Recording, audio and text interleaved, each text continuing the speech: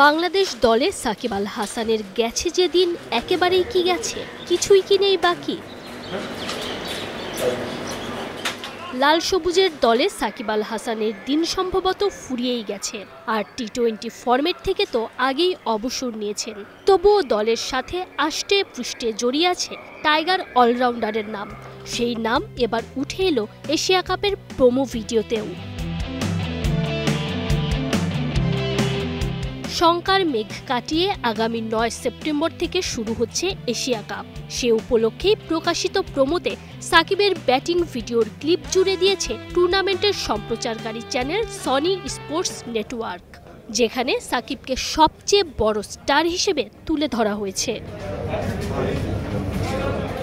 মূলত সাকিব আল হাসানের জনপ্রিয়তা এবং ক্রিকেটের প্রতি অবদান তাকে এশিয়া কাপের অন্যতম মুখ করে রেখেছে।